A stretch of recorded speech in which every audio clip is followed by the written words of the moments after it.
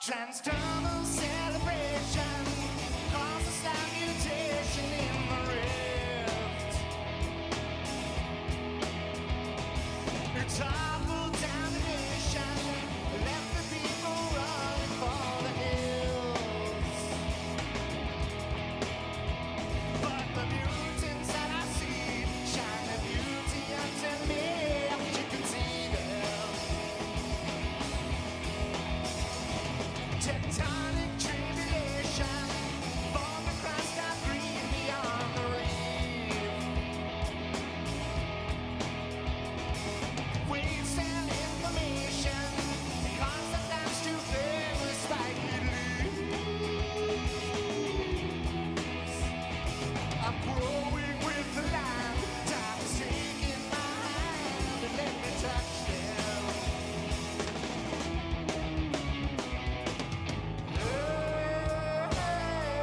A million miles to market.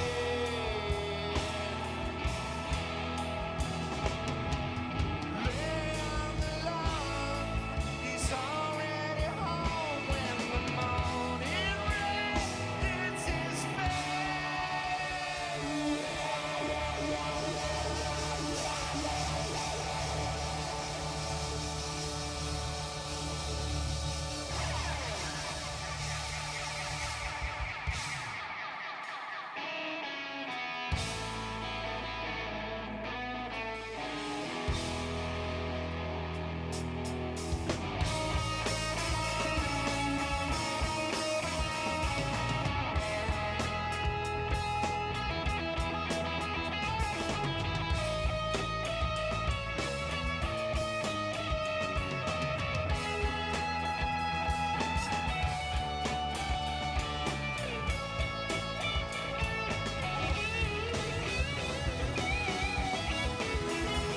Transdermal celebration, jets through information, I could see them.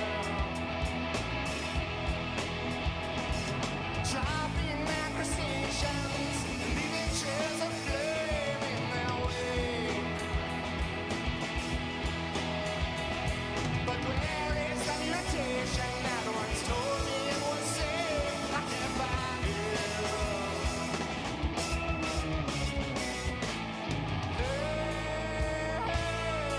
A million miles to market.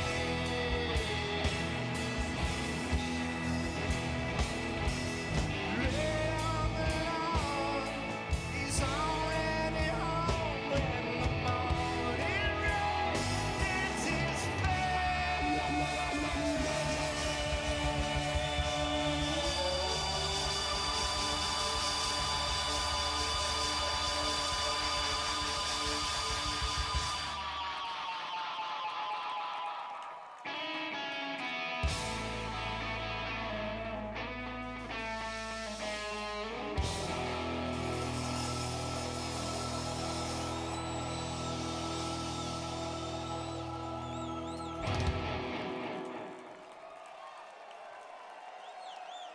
Thank you. Hello. Night 2. Where are we in? It's great to be here tonight. You got a hell of a lot of stuff. Night number 2.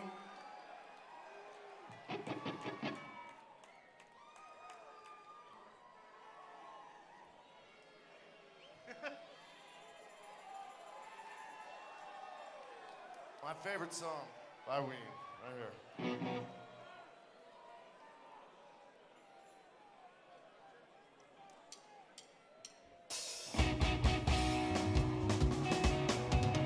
Mister, would you please help my pony? He's over there by the tree. He's down in the dirt, would you help him? I think it's his luck. Mister, would you please help my pony? He's over there looking at me. He can't talk because he's a pony. I think it's his luck. Mister, would you please help my pony? He's down and he ain't getting up. He coughed up snot in the driveway, and I think he's done fucked up.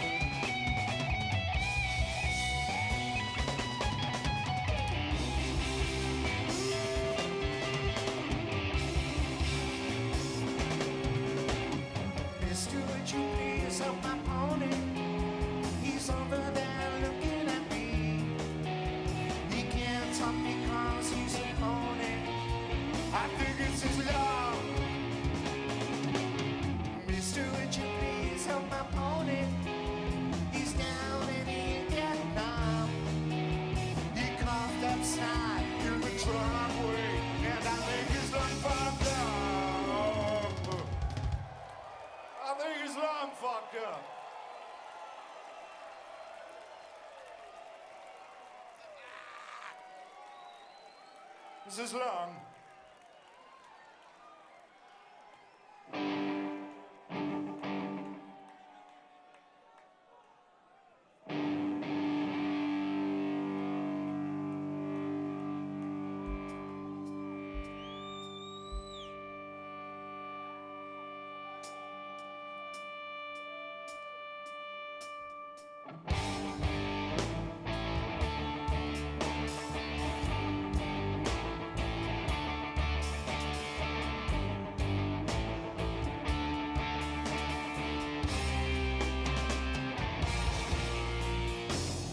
I'll stay all day as I sit lazy in the sun.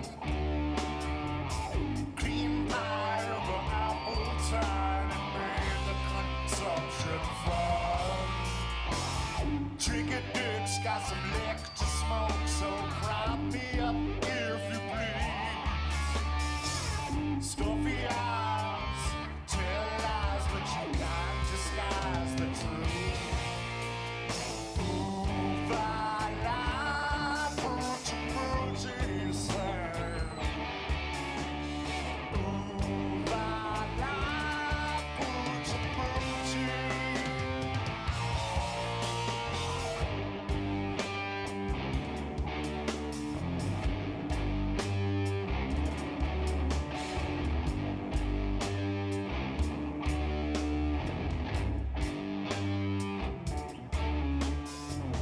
Dreadlock in the moonlight, bald head in the sun. Lump dried up, I pulverized and feed to the young. Like a dick off the Asian barrel, what kind of trick do you have up your sleeve? Plug it up, put it back away and rescue me.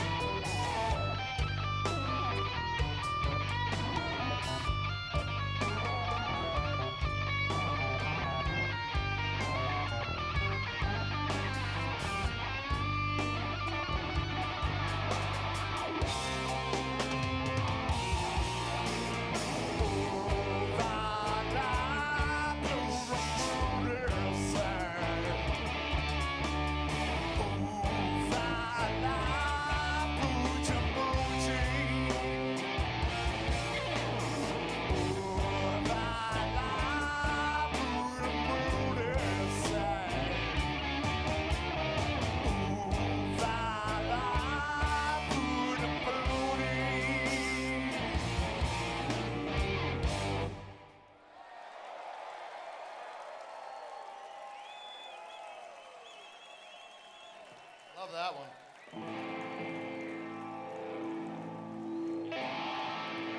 This is by request.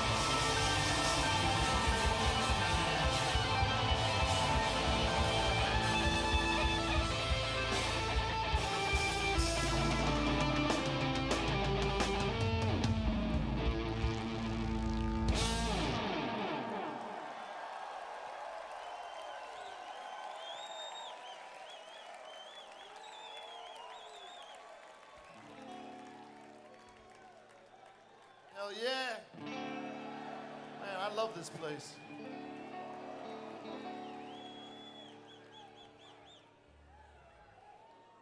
How many of you were here last night? We got about 36 different songs for you tonight. Nice long one. This is the It's going out to my good friend Paul Green, who's here tonight. Hey, Paul. Paul, Lisa. Third part of the Stallion series. All right, this is called The Stallion Part 3.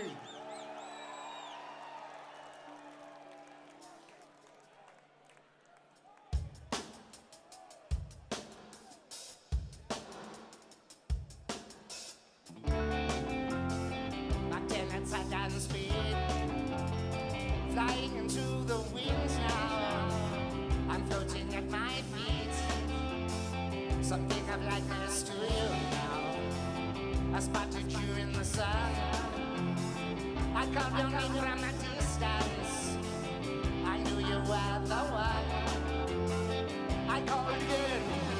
I do declare I can float in the air. And with some love from above, you must don't cross the reason. Don't fall too soon. Don't see the blood from the panther. Don't take a trip too soon. I know I'm running time back from the sun. Never's gonna flow. I am the one who controls the sun. And I know that things will pass. Time elapses. Time elapses through the sound of you. And the things we could do. Just look at the master, trying to fool the blast man. Check the cards at the table. Scream softly, you are able to see the sign of thine self pass throughout the years of time. Things you thought were going to climb mountain. See the sun, touch the waves of you.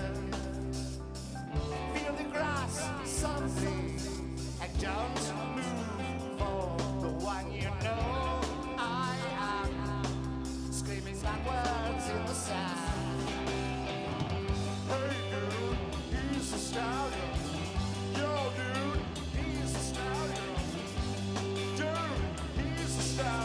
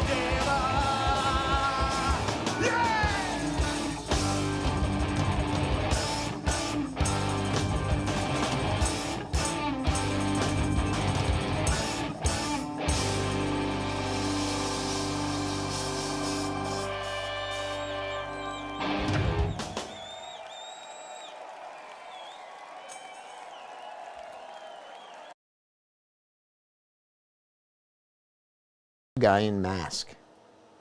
Oh, he was so. You bet your ass he was. The bad guys in Mask. He was the guy that flicked the cigarette in his face from that guy. Usual Suspects. You can't typecast a guy worse Dude, than this. That guy. I was at the bar. Better than this. watching that. I was shocked at how good he was. Yeah, I mean, there's no way you could even find that video. It's an Instagram video. But I remember Chris Cornell. He was playing lead guitar. So Chris Cornell's gone. What is this? Oh, Dorian, Phrygian, Lydian, Mixolydian? I don't remember that. Aeolian. Nickelodeon.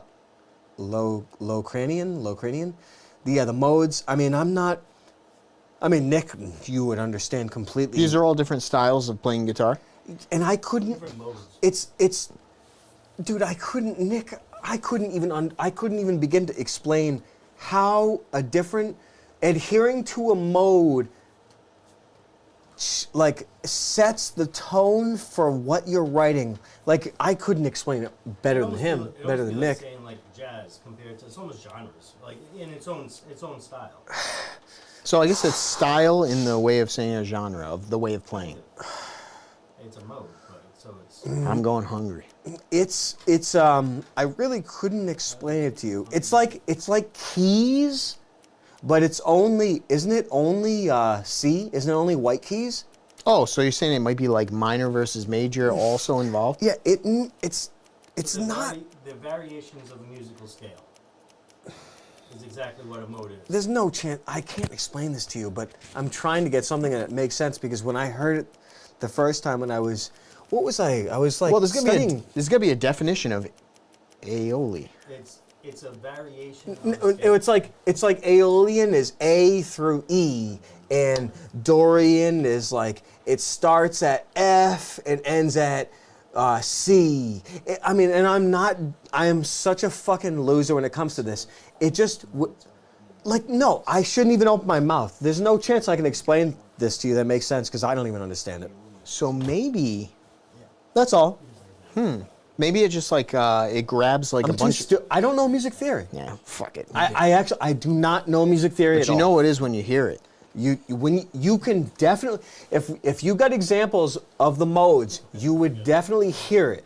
Where your root note starts at and where it ends, and the rules that you have will define the tone. Absolutely, you will recognize And it. define the style we're It talking will about. will define the mode. 100%. I'm not making this up. Like, you will hear it and it will be irrefutable.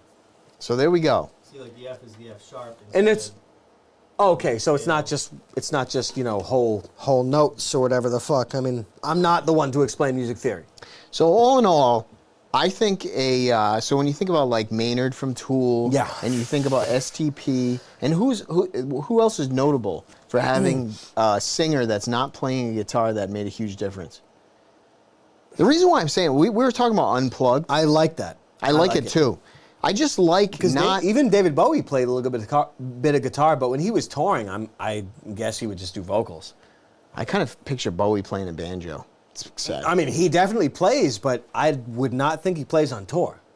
No way. No fucking way. No. Maybe in the 70s. I don't want to say about Bowie. There's a lot to say about Bowie.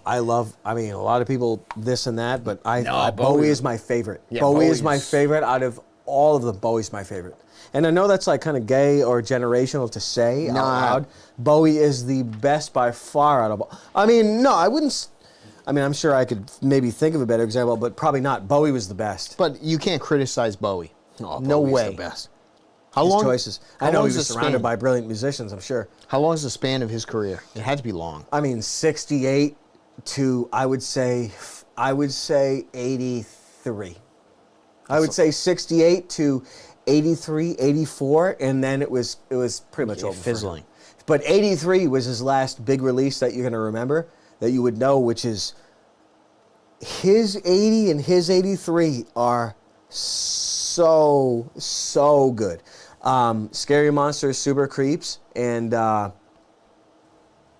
anybody? I know his greatest hits. I wouldn't know what they're tied to. 80 and 83 were his best years, and also 03. You know Such a what? good year for him. I kind of feel like it doesn't matter what generation you're from. If you had Bowie in your ear, like let's say you listen to the Greatest It's Hits like Let's album. Dance. Yeah. What? There's 2 albums, 80 and 83. Yeah, there's let's see here. There's Tonight, that's 84. Tonight. I don't know that one. That's a Smashing Pumpkins song from like 98. Tonight. No, 98, 94, 93. No, Scary Monsters and Super Creeps, and there was one more album with like American Girl. Yeah, American, And that there was shit. 2 albums from the early 80s that Bowie, I like. So you don't appreciate Space Odyssey and all the bullshit no, from way back? no, I do. No, I do, and I really remember. What's the song? Unclean and Slightly. Can we put that on, please? Yeah. Please, from his first album, Unclean and Slightly Abused or whatever. Please hear this right now. I'm sure I know it too, but I just don't know what Okay, the hell you're we're talking gonna about. see if you know that one, Eric. Because I know Space Odyssey, and I know that you know it, I and need I know to that you know know that I know it. I need No, to know Unclean. This one? What, is this not part of the Greatest Hits? No, probably not. It can't be that Unwashed, good you then. said? Yeah, slightly unwashed, and Eric, hear this right So, now. are you sure it's gonna be good? It'd be on the Greatest Hits if it was that No, good. I know, but this is the best. This is his best song on the album, and I'm not kidding you. Listen to this. We'll fuck around. This is from '68 or something. This is from first album. Listen to this. It sounds.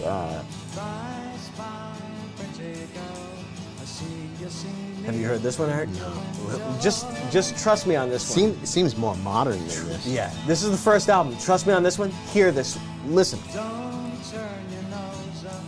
Well, you can if you need to. You won't be the first or Just get this. When I heard this, I almost killed myself. Listen. Strange you to look down so far from your father's house. And I know what a louse like me in his house could do for you. Damn, man. I was like, should I kill myself? All right, I'll have to listen to this. No, I love the 60s and his 70s. Trust me. I would say the 80s perhaps are the best, but you could say this is the best too. That's really good. When I heard that, I started getting old for the first time. What was the song that you told me when we were doing the premieres? It was from the Beatles. And we were- Golden Slumbers. and I you're listened gonna to carry it, that weight. and it hit me good too. Did it? Now, Eric, I'm gonna ask you again. Have you ever heard that before? No. Now, think of that. I know. And I knew that you didn't. Yeah, and you knew it would be good for I me. knew it was when I heard that. I was like, "This should I kill myself?" Yeah, wake up in the morning. But it hit me good. And I was like, oh, fuck. How the hell do you miss these ones? I don't know because they don't make the best of. That one never makes the best of. The best shit. Well, I wouldn't say the best shit, but that shit doesn't make it. I don't know why. Because you know why? Because it's a song that's a minute and a half. That's Right. why. And because it's not. I don't know. Maybe. I mean, I'm guessing it was Paul McCartney's Yeah, it song. was, yeah. Now I'm guessing my only guess would be either that's his thing. He wants like an interlude in between 2 different songs. He's gonna connect. You're gonna carry that weight onto that and make it a little track, or they didn't have time. He didn't have time to develop, or they didn't have time to record what he originally had planned for the song. I have no idea. It's just weird that it wouldn't be. That song is on beat. That's their so best good. song. Those 2, because I mean I know they split off into different songs, but those 2 are the best that the Beatles have. It's short as fuck. It's Unfortunately, and that might be like its downfall. It's the best Beatles song ever put out. But it might be a minute long. It's a minute and a half. It's as far as I'm concerned, the best Beatles song. 30, actually, yeah, a minute and a half. Yep. It's the best Beatles song, and also, as far as I'm concerned, "Bring Me the Head of the Disco King" is David Bowie's best song from '03, but it may have been recorded, or rather written, in the '70s. But also, barring that, it's Slightly Unwashed and Unclean or whatever, that song. I have never heard anything like that in my life. Damn. So Bowie probably goes without instrument I mean, a lot of the times. Whatever. I'm not a Bowie guy. We can't like throw I've never him in the watched the mix. show. I mean, I know he can play saxophone. I know he can. He must I mean, I know he must be playing rhythm guitar back in the 60s. Absolutely. I'm guessing he Like did. everybody did. Yeah, like I'm guessing he can definitely play all those. He doesn't write. All the biggest banger shit comes from other people that he's like curating. Yep. It's not from him. Yep. It's just the way it goes. All the biggest well-known creators in this world Have songwriters, more or less. They are the curators, and they pick and choose. It is not them that a lot of the times it's not them that create the shit. It's those that are around them that they have funneled through their own names, and it's attributed. Is to it them. safe to say that production companies, even back in the late 60s, early 70s, were doing the same thing as today? Meaning that It's exactly the same. it's exactly the same, It's right? it's So like David Bowie may have not been anyone, but they were like, there's something about him and we're going to actually make him popular. Oh, I mean, he's got a weird genetic defect in his eyes, or his eyes are a different color. Yep. He's a right then and there. That's like, was he made in a test tube? You know, Yeah. right then and there. What's he, a test tube freak? What are you guys all freaks? So he's always been a freak ever since day one. That's not normal to have two different colored eyes. What's that fucking normal? Would you know anyone like that? No. Do you know anyone here know anyone like that? That's not in Hollywood. Anyone? Not just that. Oh, weird. Don't you know, like, the oldest thing, call it Ed Sullivan, but maybe it was something before that. But Oh, this Jack Benny. Yeah, Yeah, and there's even more. Yeah, whatever go to the hell Vaudeville. he was on, but it was like kind of, it was him rebelling. There's like a clip. This is Bowie. Oh, yeah, the long-haired society. The long I know hair exactly thing. what you're That's talking about, exactly Eric. what it was. Yeah. And to me, you don't come up with this thing unless it's marketed. Yeah. You don't come up with that organically. Exactly. What are you going to come up with that? No, I mean, look, I like David Bowie as much as the Moist person. But I mean, there's no doubt in my mind that every celebrity since day one has been manufactured. I'm not going to refute way it that is. ever. It's just the way it is. But his, whatever his whole team and this and that and producers, they've put together some really good shit, but what does that fucking matter? I mean, you know what, Eric, you probably haven't heard this. His best as of late, was it Lazarus? Can we hear Lazarus? Eric, hear this. Okay? Lazari? It's definitely Lazarus. Eric, hear this. His last album, When? 2014, 15, I would say. 16. 16. This was like right before it. Listen to this. Now, this is more kind of like Bring Me the Head from 03 or maybe written in the 70s, so it's very, very, very slow. It's got some sax, I think. It's got a lot of very like slow-moving shit. This isn't the Bowie that you're really used to. This is when he's dying. So it's a different style, but this is powerful. You'll hear it when you hear it right now. The choices that go into the mix, like you really like it. Listen to this. It's really good.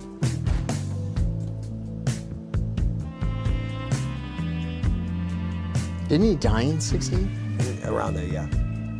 Right after this, Black Star, 2016. But these are very, very good choices for riding out into that, Numenor or Numenor or whatever the hell.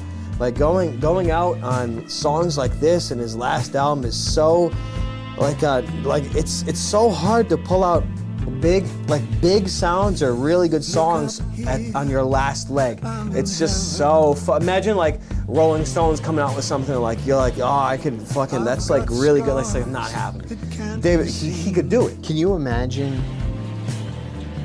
Like, were you hearing this? Like, this is crazy. I mean, it's pretty good given, like, just what you said. That's But crazy. can you imagine being around in 68, being a big deal, Yeah. and then 1 month before you die, you're still putting out like a new album and then you're dead? I know. That long? Doesn't it kind of remind you of Ozzy Osbourne? Yeah, a little bit, yeah. No, he died a couple weeks before he went Wasn't he his last on like his farewell show. tour? He was sitting down doing his, I mean, like, He did his final end of tour show and then died the next day, pretty much. 2 weeks, whatever the hell it was. But he, like, when you sign the contract and you sign the deal, It's a you done do it till deal. you die. It's a done deal. Just like everyone from Rush, just like everyone from every band you've ever known, just like David Bowie. Is Neil He puts- Peart dead? Who? Neil Peart did die. He's dead. Yeah, he is dead. Yeah, Just like Hulk Hogan. just like Hulk Hogan. Just like Kogan. But Neil was an especially talented Canadian. If he has a racial handicap. He's a Canadian. I understand that. Yeah. But still, he was in too good of shape to die early. to be able to drum that long, how is it possible? How is it possible? Dude, he already went through it like Mark Twain. He haven't even had years to spare by the decades. Like back in 02, 03 or whatever when he did Test for Echo, like his wife and his child had already died. Within a year. Like he was already dead. He already paid back a lot. I don't mean to speak like that about him. But I mean, he had already gone through incredible Travesties. Incredible tragedies. Even by then, this was decades before he even died. Is it? I had no point to make. Well, I guess the point is I'm saying that he's in too good of shape to die quickly after he can drum that way. But he had to retire before he died. But all in all, when it comes to an A-list drummer, you're gonna get fed anything. To keep it going. I honestly don't like his drumming, but I respect his drumming. But he's an A-list drummer. I respect him. I don't like his drumming, but I like him. Yeah, but you know what I'm saying. Yeah, like he's a celebrity drummer. He's in my book the worst out of all of them. But the biggest. I love him. Yeah, he's the biggest. But his drumming is the exact opposite of what I would put down in a track. Yep. And I don't mean to say hate. I don't mean to say it's not. hate. He's the opposite of your style. Yeah, he's the exact opposite of the choices that I would do. He's the exact opposite. He's like a drum machine to me. And he's in the 80s, people say, you're gay, listen to the Rush in the 80s. But in the 80s, he made choices like in Subdivisions that I really liked. Yeah. He made some, I like his choices. All in all, the band's just good though. The band's good. I'm not talking shit about Shrek. About Rush. Yeah, really. But his drumming is the exact opposite of what I would play. Yeah, he surprises me too listening to it. Like, in other words, it's not what I would do too, just because it's surprising when I listen to it. So it must be the same thing. Not exact opposite for me, but he also wrote the lyrics to the songs. Yeah. Can you believe that? What was he, some kind of fucking weirdo? How do you write Subdivisions? I don't know. How do you write that and be a drummer? It just doesn't even fucking make sense. Be cool or be cast out. I guess so. Or drum and get fed so much medication to let you go to your last breath. My guess is that all the lyrics he wrote were all like Satanism, and that they were all like religious things that they all write all throughout music, all throughout history. That's what I assume. Well, I don't want to get into a dark thing. I'd prefer a no reply to that. Because I love Rush and rhetorical. I love Neil and I love everyone in the band. Leif, whatever the Erikson. Yeah, Leif Erikson. His guitar is so special. And Geddy Lee, Bob Felber from Woonsocket. He is, and his bass was very special, and his vocals especially. He's Jewish, in case you didn't know. But I think the guitar especially is even better than the drums in Rush. I think whatever Leif Erikson, his lead guitar is spectacular. It's not like the Police. Police doesn't exactly have a lead like that, but I mean, his construction, his choices of where he was going with the guitar with no rhythm, with just the bassist, were so. I love Rush, and I know. Well, you want to know what's cool about the guitar? Is that I love Rush. It almost sounds like the drums were written. Especially. You know how as far as I'm concerned. A normal song, you're going to have the guitar written before the drums. That's just typically the way it would go. In my opinion, it almost sounds like Neil Peart, or whatever you want to call his ass. Sure. Almost wrote the song because he did write the song. He plays the drums, and then, you know how like the guitarist is almost following every drum?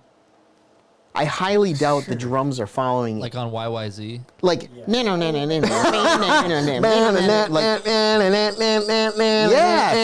mean, that's the prime example.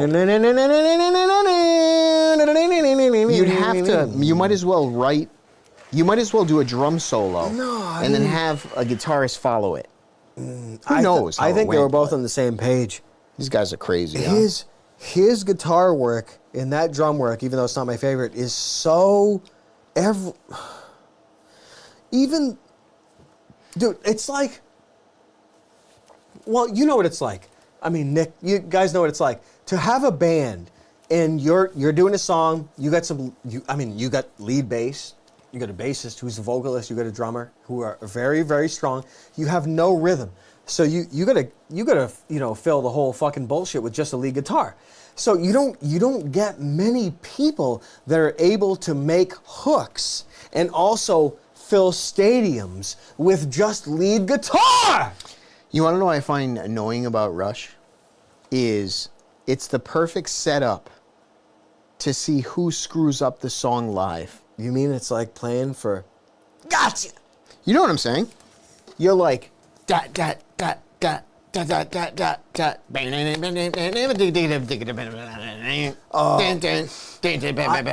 know what I'm saying? Like it's like you screw up one fucking note and it's like, what the fuck was that? Oh no, but those guys. I don't like that. But yeah, no, that's good. But those guys are. I mean, I'm sure there's video examples of them screwing up, but those guys are like studio musicians. They are, but I'm saying like, is it enjoyable to play, or are you every fucking night you're like this? All right, I can't screw up one snare hit.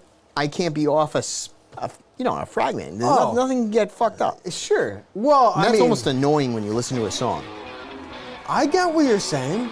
I mean, I wouldn't exactly place Rush into the realm of math metal, but I know what you mean. I kind of like tapping my foot to music, and they're a little bit too complex.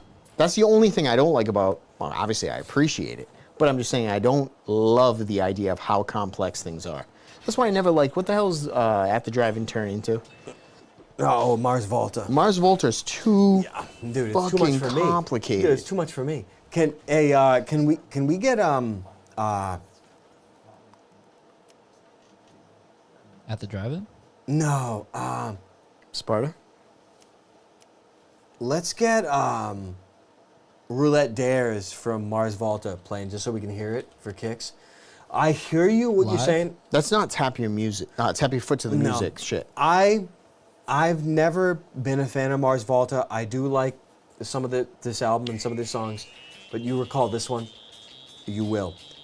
I prefer Jim Ward from Sparta when they broke off from.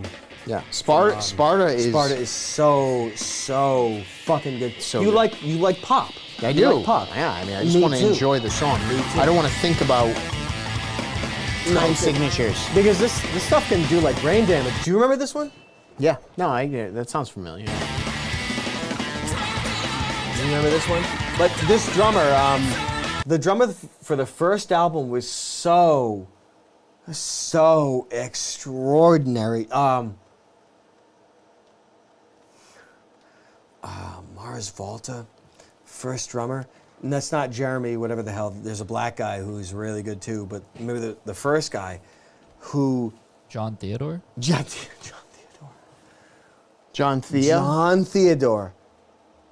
I have never heard any drumming in my life like John Theodore. I have never. Josh Freese is another one of the greatest living right now from Perfect Circle. Oh yeah, he's good. He's a studio musician who can do pop albums and who can tour. That's not easy to come by. That's not easy to come by. Josh Freese is one of the greatest of all time. It's just so impressive. John Theodore, oh my. That It wasn't Blake Fleming? Who? They said Blake Fleming was the first for the first album, then John Theodore took over for 3 albums. So was it Blake Fleming? Is this the first album? Is Deloused in the Crematorium or whatever the fuck that is? Or whatever the hell this song is from? Dares. That was Blake Fleming. What? Yeah. No. I Blake associate Fleming that with played John them Theodore. on stage, but John Theodore recorded the first. John Theodore was the one that was on the album. so, well, I even associate him with John Theodore. with Perfect Circle, how the hell did Maynard and whoever else is jumping ship a little bit? Did anybody else? Oh yeah, no. I mean, Perfect Circle is a relative supergroup. Yeah. Billy Howardell, right? Guitar tech from Tool, Okay. lead guitar, or I mean, I don't even know if he's lead or rhythm. I actually don't know, but he was sort of the founder of the band, guitar tech for Tool. So I mean, I know he's not a joke. But either way, Billy Howardell, Paz, whatever the hell. There's a broad that was on bass for the first album. Danny Carey, and then all of a Josh sudden Freese. you end up in a different band, and you got him. How isn't that insane? I mean, no, it is insane, but it's just these people, they do, like he does a Perfect Circle, Pussifer, like these guys, people like Maynard, Yeah. James Keenan, these guys they fucking weird fucking freaks.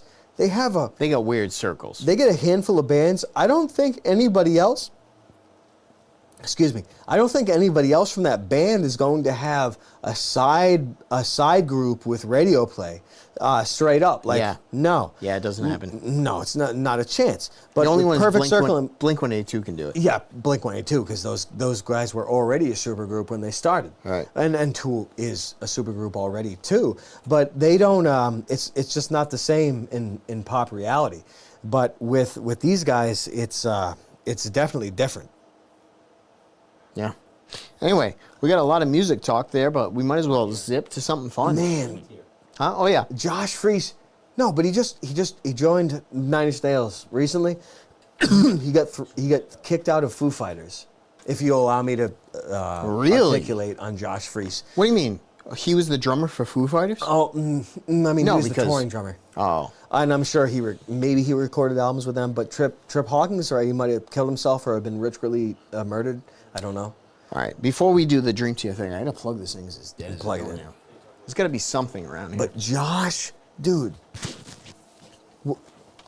when I think of the strongest drummers, you know me, I'm not a dummy. I'm not the best drummer of all time, but no, it's a when I think of the greatest, no, it's not a phone. do you call it an arranger? Like, no. Drum composer. Like drum composer, laying tracks Here it is. either raw or with, whatever the hell track whatever they're bounced at. Josh Freese is such a high order of studio musician and of touring musician. He might be the greatest alive. And I'm not kidding you, Eric. Like Josh Freese is the greatest. 3 Libras. There's That's a good, lot. Charles. I mean, It's crazy. It's nah, good. I mean, What's the other one? Retard Jones. No, what is the other song from that album? 3 Libras. from Perfect Circle. Miradanam from '99. Yeah. There's The Hollow. There's Judith. And Judith, there's that's the one I'm also thinking of. there's another one too, and there's also the one that you're saying, Yeah. which is very rough. No, those are good. Man. I mean, they might have a bad meeting because back then Excuse me. I wasn't paying attention to anything. But Oh no, it doesn't mean anything. I mean, they're radio hits. These guys knew how to get in the studio and make radio hits. They Yeah. actually did, and they had producers and all that. But just to be able, they like a Perfect Circle is an outlier in a way because you don't have. I mean, I would. I mean, you're not going to say that Perfect Circle is more well known than Tool, but in regards to radio play, a Perfect Circle is way more radio play than it's way Tool. more easy listening. Way more radio play than Tool. Even when Tool's been big, for 20, 25 years. But it's They've crazy. always had radio play, but Judith, like Tool was never a big radio hit. Like a Perfect Circle was a bigger radio MTV hit than Tool. It would be, but the only thing is we just left dinner and we were walking out and Tool was playing. That's the difference. You're not gonna hear Perfect Circle. Like it just doesn't stand the test of time like Tool. Oh, I mean, no, definitely not. Excuse me. No, I mean, definitely not. Isn't that kind of weird if it was that bigger on the radio than Tool? But for some weird reason, man, Tool's the one that lasts. Oh no, Tool's definitely gonna last.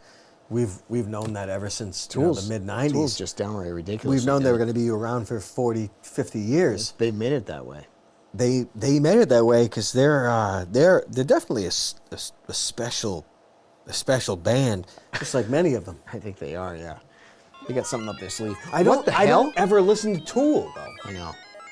We got a call. The fuck We is have a this? call? Who's this? Best of Me?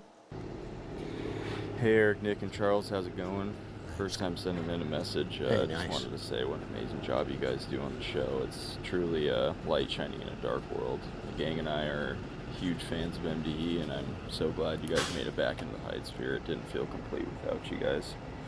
One of my personal favorites from Charles and the crew back in the day was definitely B&E Cribs. Absolute classic. Charles looked like he should have been in a spy movie or something. Quick question for any of you, Charles, Eric, or Nick. Do you enjoy Battletech or MechWarrior? I noticed the mech in the Waiting Star kind of resembles the designs from that universe. I've heard Charles mention liking mechs in the past, but I just want to ask out of curiosity. Anyways, God bless you guys and your families. Much love from Alaska. All right, much from Yo, Alaska. much love. That was G Ryder, our G. newest Dream Tier member. Yo, Whoa. G Ryder, man. Nice, thank you, G Ryder, man. Good to hear from you too.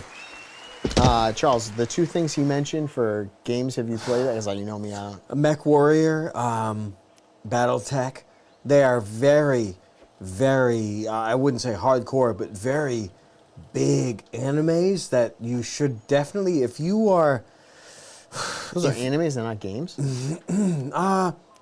They're definitely games based on them. A famous Battletech game was being in development for Ultra 64. If anyone here remembers, before Nintendo 64 was officially named as Nintendo 64, before when it was Ultra, there was a Battletech game being developed for it that was scrapped and never released. So it's a really ancient. This goes back so far, and some of the stuff, some of the lore from not Record of Lodoss War, from Battletech, is really, you know, like. Let me put it this way, Eric. There's some anime out there. I don't know what your conception of anime is, but it's probably a bit jokey. Maybe Dragon Ball Z, this and that. I'd have to say, you're taking the words out of my mouth. But Yeah, exactly. Because, in other words, my take is embarrassing. Yeah, Because I know it's not accurate. Dude. If you... I know anime is unbelievable. I know that, but I don't know anything about it. Sure. It still perhaps was a mistake, but the hardcore, raw form, what does that mean? The hardcore Disney grade, hardcore Japanese Disney grade anime is shocking to witness. Like In a good way. I mean, good way in regards to the artistic expression of extreme tragedy. Okay. Yeah. I mean, Devastating. they're only anime. I'm like this scrolling online. I mean, you know, the algorithm and the AI has your number, so it's gonna know what hits messes you. with you. But I'm like this scrolling on my phone, and I'm like, oh, what's this? It's anime. I watch it, and by the end, You're wrecked. I am in a place that is lower than hell. You know, how the hell is that possible? You could watch people getting decapitated and it wouldn't affect you as much as this. Not even close. How crazy is that? Why? It's very sick. Are they, what do I say about that? I will say, all right, put it this way. Here's my take on anime, and this is so stupid. When I think about Kill Bill, I can watch Kill Bill. Sure, yeah. And there's a lot of hard-hitting things in Kill Bill. Yeah, there's a lot of plot points. But then you got anime Yeah. that they splice in. I'll say the anime hits me harder than the real life stuff. Good. Yeah, that's what's wild about this. What does that mean for children watching cartoons? I think because you can paint a better picture in animation than you can in real life. There has to be something to do with it. You know what I mean? I understand. it's more relatable because it's not completely anthropomorphic. It's not like completely human looking, so Right. it's malleable. Meaning, like, expressions are twice as hard. You know, like, you can exaggerate everything so it hits harder. Sure. Because it is always an exaggeration. It's like a gross exaggeration Yeah. in anime, from what I've seen. Just the anime. Excuse me. When it comes to animation, the things that you're gonna find the most, I don't know, moving. I don't know a better way to put it. What's heavy? Are heavy. The things that you're gonna find the most heavy are going to be animal in nature. They're going to be anthropomorphic in that they're going to have the qualities of mankind, but they're going to be represented as animals, like Watership Down, Plague Dogs. I don't know if you've ever been subjected to that. It's not good. You want to get hit hard? Like this. Like, this is like, look at the exaggeration of it, but it's hard. It's heavy. Dude, the last time, oh wow. You know what, Eric?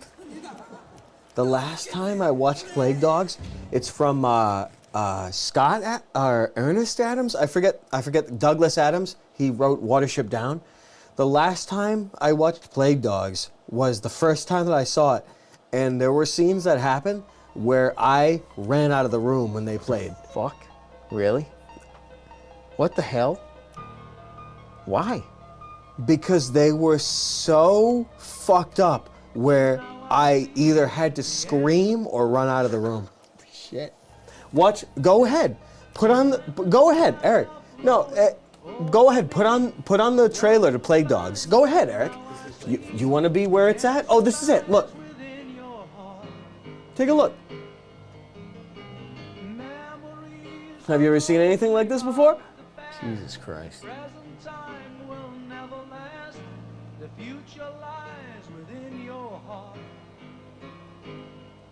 Did you see what was happening, Eric?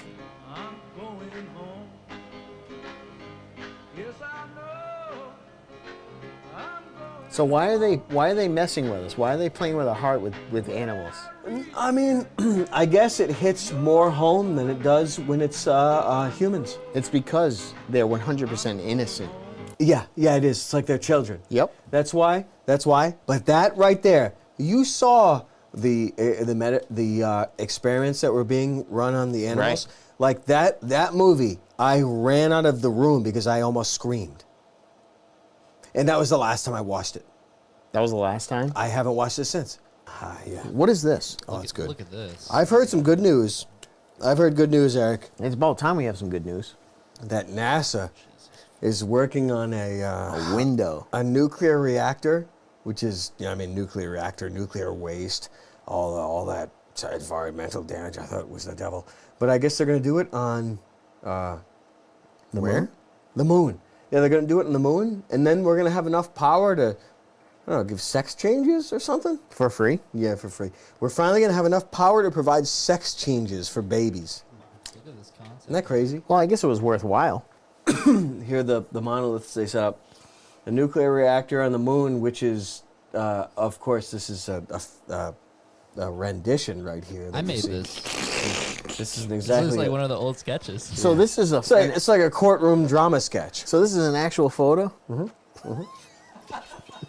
And you see the Earth is a sphere. And you see in it's the Venus? distance there's the moon, or Venus, or faggot. Yeah, which one would that be? Uranus? The moon right here, and That's Mars. Mars, It's oh, red. Mars. the That's closest Mars? one. It's pretty close. No, Venus is the other small little dot next to it. They must have gave a Hitchcock lens on this beast to get fucking Mars that close. yeah, it's close as a fucking hell. I think it's just the artist's representation. Anyway, so they're putting nuclear reactors on there so we can get sex changes to kids. Yeah, no, isn't that great though? There's nuclear reactors going on the moon, while at the same time on the Earth, there's homeless people, there's abortions that have to happen out of necessity, there's taxes, there's ethnic cleansing around the There's globe. huge fires. Yeah, there's huge fires that you just can't put out. There's plagues of all different kinds of diseases. But at the same time, we gotta have nuclear reactors on the moon for what, Eric? I So we have we have nuclear reactors on the moon. We're finally putting them out, and they're going to be generating power for what, Eric from NASA? Eric Hayden from NASA. He's representing this whole team. It's got to be so we can get to Mars. Somehow we can use the power from it.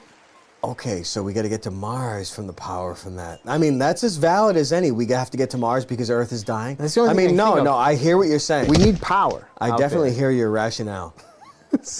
We need serious power. We have to get to the moon to build reactors. In that, we get to Mars before mankind destroys the environment through farting and shitting. Yes. Well, I mean, shitting's been a huge problem. Farting, fart diarrhea, cows. If you go back like 200 years, nobody was farting or shitting. No one, cows didn't fart diarrhea, shit. Now you fast forward all these years, all of a sudden we gotta get meters in the car. Yeah, every mile you drive, you gotta fuck a dog in the ass. Every mile you drive in your car brings us 1 mile closer to Mars. See, it's all bullshit. Well, maybe it's not. Maybe they get a little bit of a gray screen working over here. Maybe they're doing some streaming. So, yeah, I was just gonna say, what are they doing on there? Filming? Yeah, with these cocksuckers, what are they doing? Well, I don't want to say that out loud. All right, so nuclear reactors, I know if you put them in submarines, they last forever. Yeah. So if you put them on the moon, is it going to last forever? Yeah, it don't not only lasts forever, but it harnesses the energies of intergalactic moon space and also makes a nuclear reaction. And then we can actually make a colony on Mars because we are colonialists. Yeah. Yeah, I mean, that makes a lot of sense. And there's also too much diarrhea and trash in the ocean or something like that. Well, it's irreversible. Irreversible, yeah. There's so much trash and there's so many white people having babies. We actually have to nuke the planet. And so call it quits. Let's call it quits. Or if you don't, get crucified. I don't even think there's that many white people left on the planet. I'd be scared if I were white right now. You know how they always tell you minority this, black this, Latino this, and this and that. Big booty. What are whites the population of the Earth? Hey, can we get a percentage of the population of the planet that are whites, please? When you want to talk about minorities? I think in we'll say 100 years, you're gonna say minority to a kid, and they're gonna say what? And you're going to say, you never heard of the word minority? And they're going to say, no. Actually, the first thing that comes to my mind is Green Day. Yeah, I want to be their minority. That's yeah. actually the first thing that comes to my mind is But Green you know Day. what I'm saying, right? Like, it will be so damn mixed. What are whites? 3% of the globe? Let's find out. They What is would it? they would tell you Roughly 16 to 25%. It's pretty. whatever it is, it's a minority. Whites are minorities. Oh, people forgot that though. Well, I mean, look, it's not my job to tell white people that they're minorities. It's not my job. But I mean, they are now. Yeah. Isn't that sad? But there's good news. There's a There's good nuclear news. reactor. There's good news. There is a hell. All you cocksuckers are going to hell. Yeah, they're making a nuclear reactor on the moon, which is allegedly over there. And you can get there allegedly. And all of a sudden you can make nuclear reactions with what? A cock in your ass? No, but there has to be a reason. There has to be a reason they're giving us why there'd be a nuclear reactor on the. What is the reason? What are they saying? I'm not saying it's true or real. What is it? I actually don't know. I only saw the headline. Well, we have a little bit of power to lend to what? Sex change operations? Maybe there's a lot of energy that's needed out in space. I don't know. Excuse me. They're on the moon. They're get a nuclear reaction. They have to do nuclear because of the weird sun pattern when you're on the moon. You don't get sun all the time, stuff like that. You believe that shit? Yeah, but again, what is it powering? iPhones, I've Teslas. we have a good friend here that is smart as hell. But if you can even just shout out, what do you think they would put a nuclear reactor on the moon for? What's the point? Weapons. Weapons. Thank you. That's good. I mean, that is the absolute example. Okay. He's not absolutely not remotely wrong. So there's the answer. That's actually Well, I mean, that's the answer I needed. That is the answer, but I mean the answer is a little bit It's just that the moon doesn't exist as a physical place that weapons can be placed at in the first place. You could put that forth. But still, the first consideration of anything at all, regardless of any variables at all, doesn't matter, whatever color, texture, doesn't matter, is first a military consideration. He is not wrong. He's right. That's what we needed to hear. It's either military or sex. There's only two topics that matter. Is he in the military or fucking? Isn't that sad? Fucking. Yeah, well. We could discuss this T app that was brought to my attention, T. which I've heard about it, like TEA, T. T.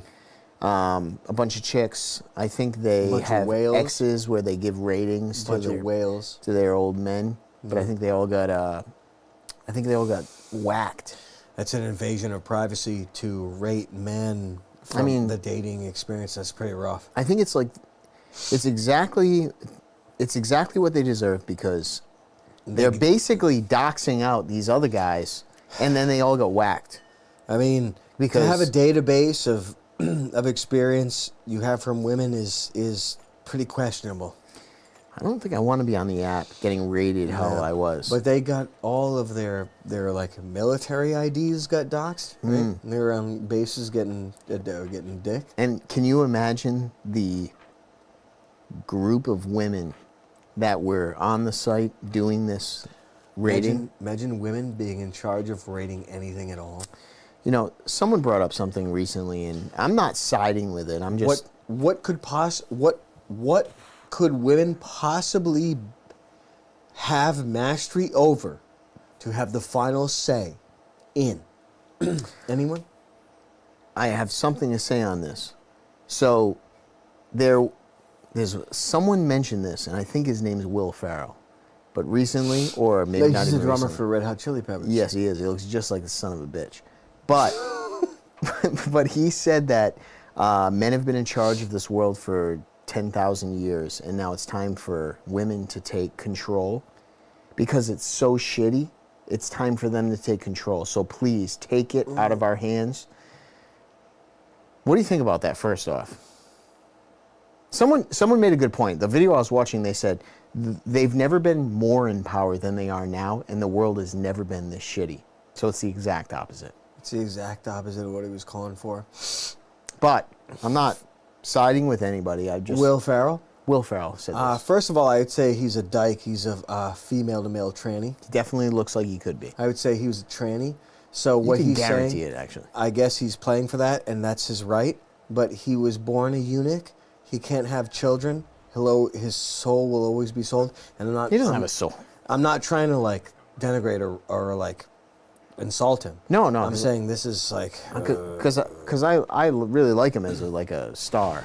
the guy's kind of scary, but he's been pretty good in a few things. I like him as a star. But I will say I don't want to meet him. I don't want to meet him. His eyes scare me. Him saying that it's time for women to be in charge. Can only be in order to say so. That's what's so I mean, nuts. does that even? I mean, you already said it before. You already said it. You can't come up with that yourself No. to give an acceptance speech. Where I don't care what he was doing. Will Ferrell is either a clone or he's a free Martin in utero transitioned. He's something like that. He's a freak. He's been written into that book. All right, Charlie. Have a few orgasms. This is fun. Yeah, thank. I'll grab it. No, allow me. Yeah, please do. Have a few orgasms in the coffin while your back is turned. All right, we'll see you next time. You found yourself at the foundry.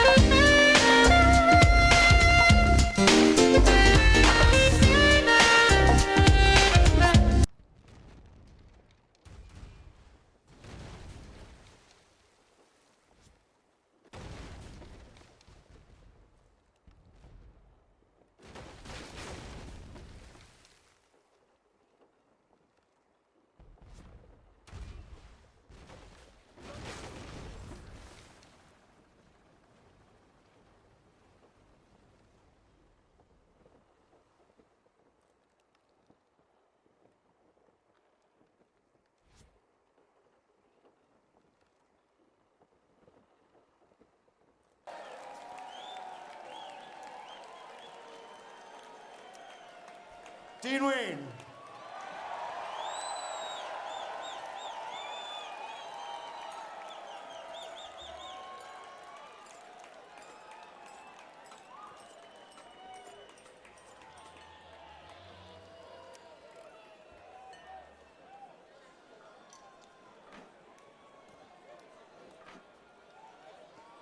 Here's one we haven't played this year. I think it's called Bust Outs.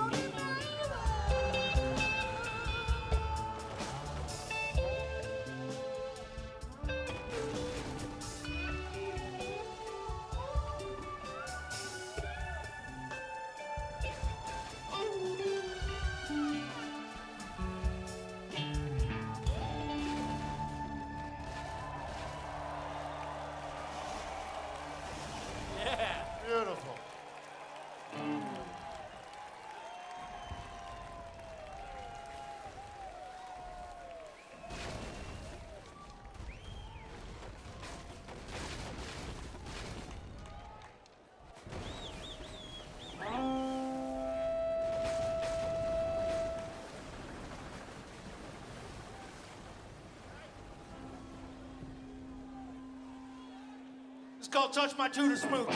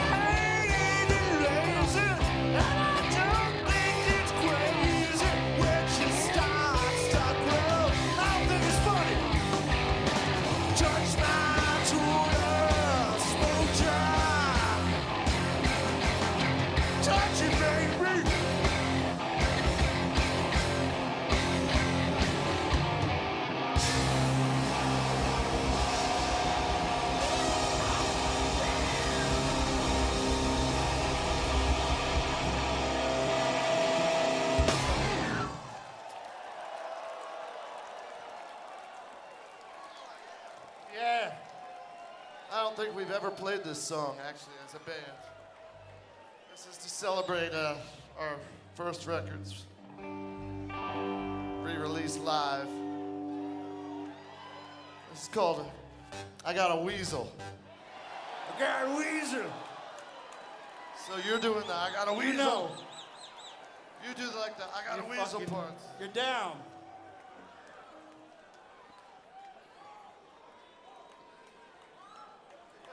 I just need the first line, wait.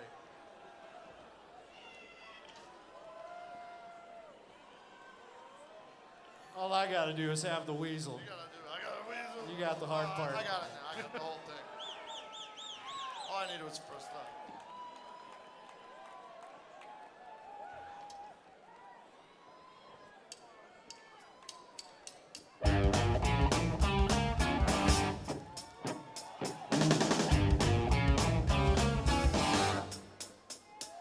I got a weasel, it's please, my teeth, got a weasel. Jumped in the car and looked weird. Got a weasel, it's please, my teeth, got a weasel.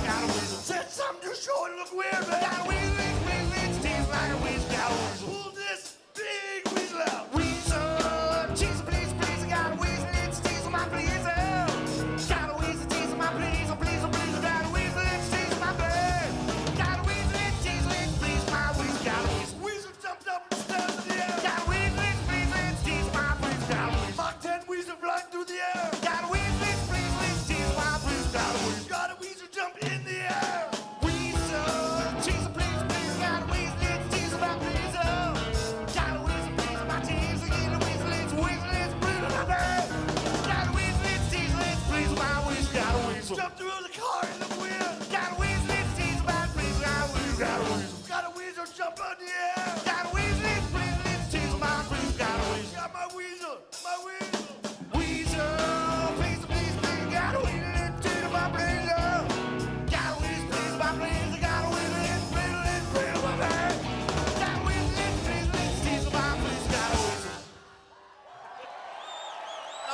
Johnny.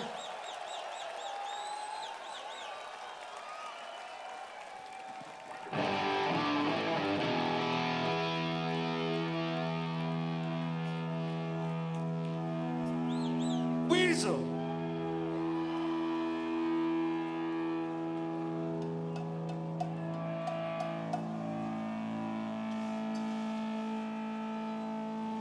One, two, three, four.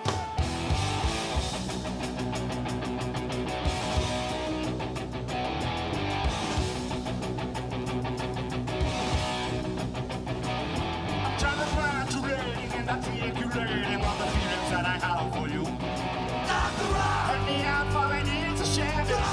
Put me together, glad to get so happy. There is no denying all the things sublime. It's a staggering ball of flesh. But we need to see the scene. Got everything I need.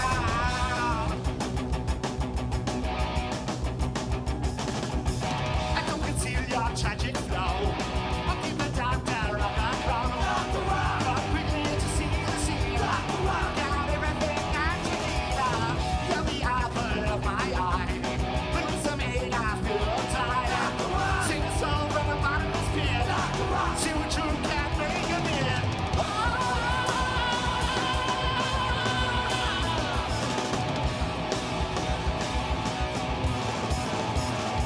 You're like the suffocating of a small conversation as you have me away to the truth. Smiling at something by an angel eye. But I'm aware that you're going to die. I'm tired of modulating and articulating all the feelings that I have for you. Let me out for I need to share. For we never run again in the man.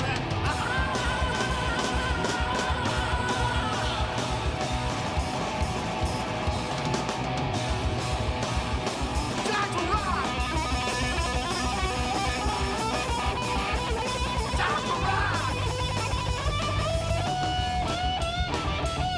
Dr. Rock! Dr. Rock!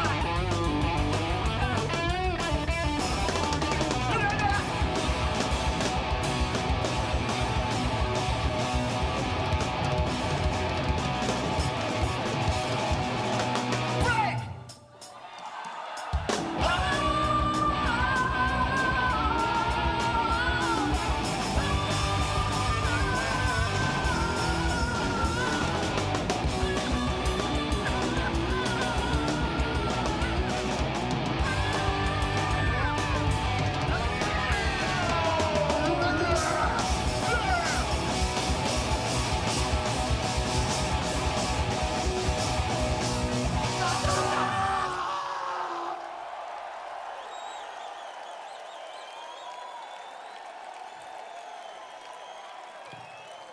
Dr. Rock!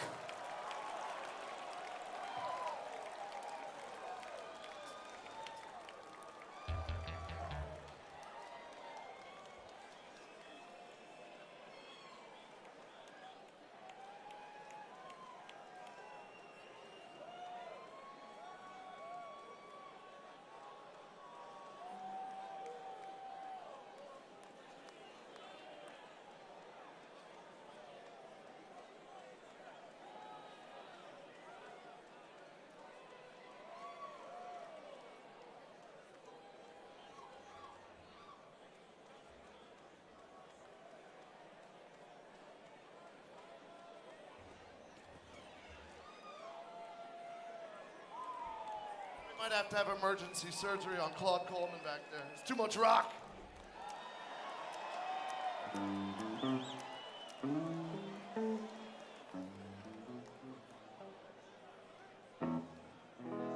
This was baseball, it'd be on the 30-day DL.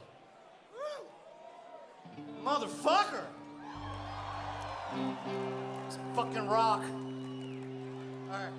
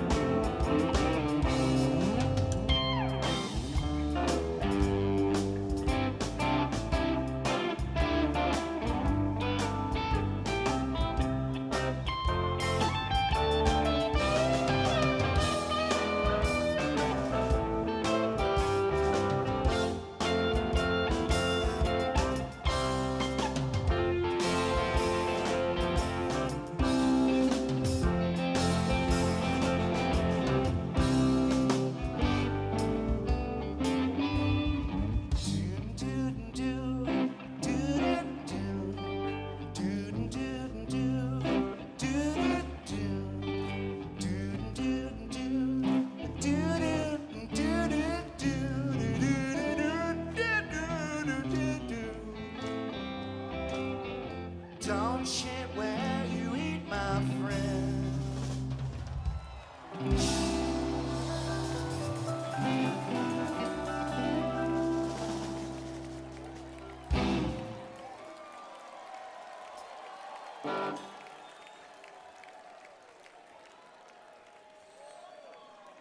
It's another bust out. As I said, it's the first time we played this, maybe ever. I don't know, 25 years. This is Off the Pod.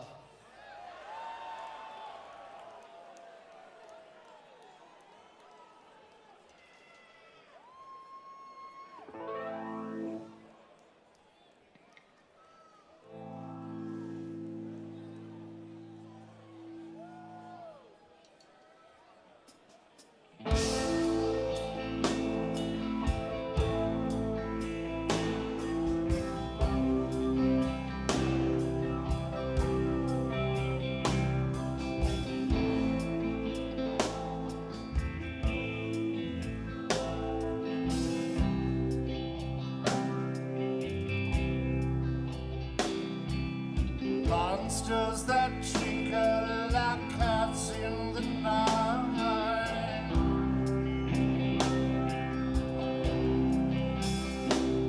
The cosmic conceiver continues his flight.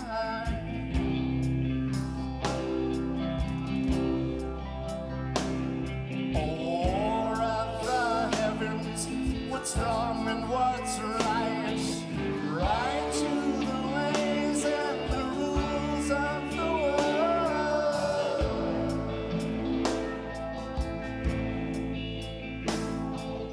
Right to the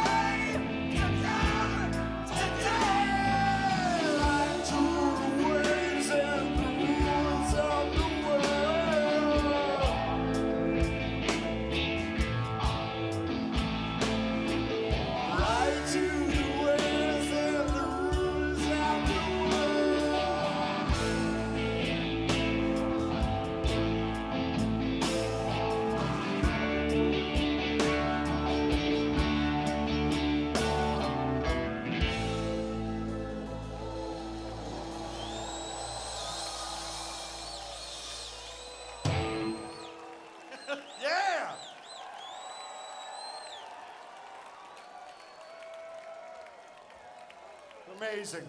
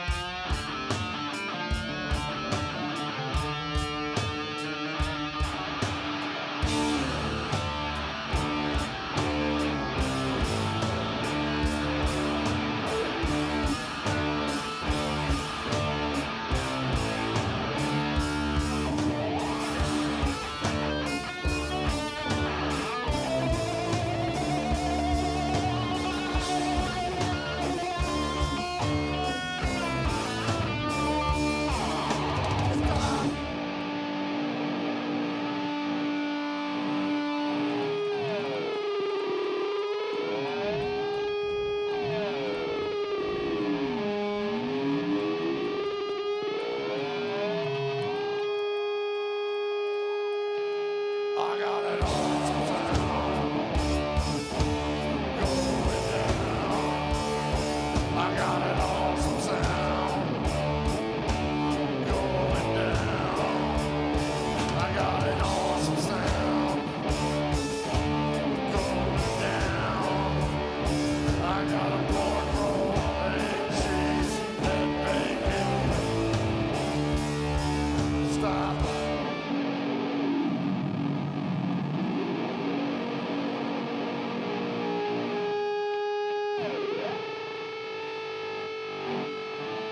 I got an awesome sound going down.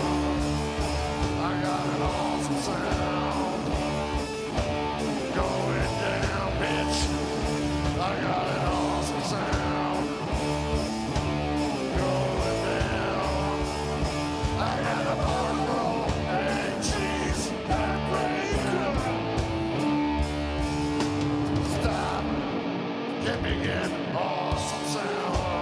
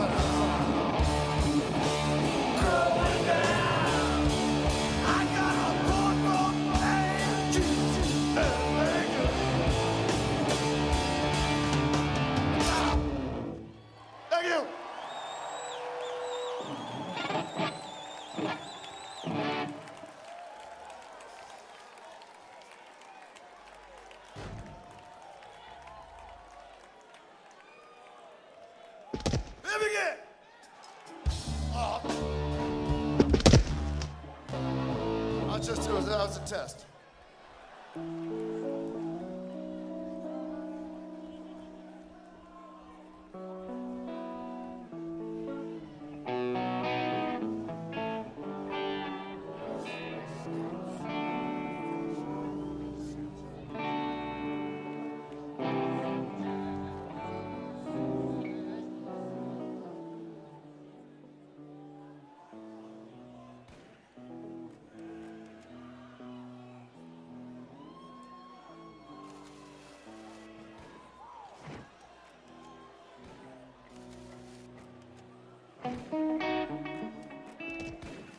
Ready?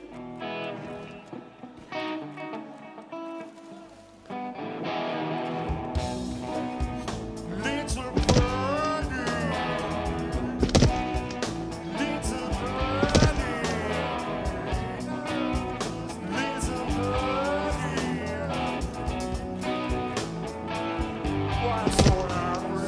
I saw the little birdie sing. He sang with glee and everything. He sang for spring. He sang for me. And everything was so happy. I don't know why I want to fly. Try to fly, try to fly. Every little birdie gets me high. Let it try, let it try. I got a little high, don't know why. And now our birdies on the wing stand together. They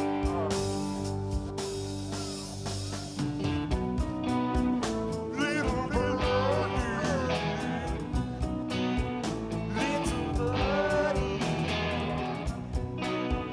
little birdie. Why so happy?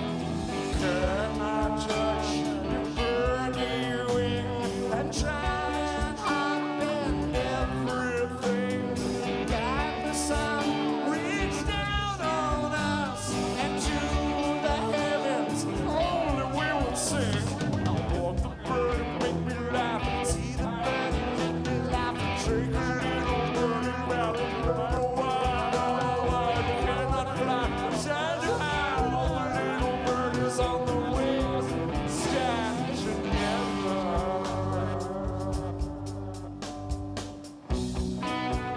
Little birdie,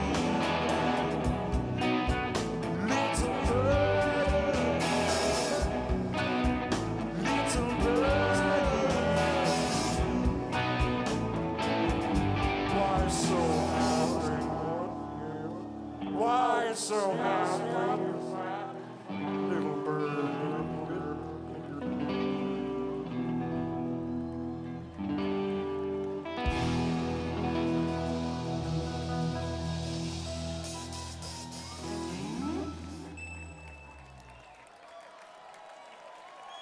Kitchen sink.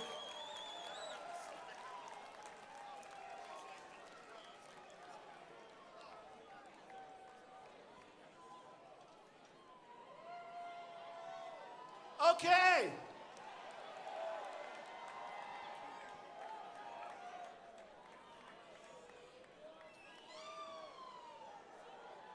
You guys doing all right?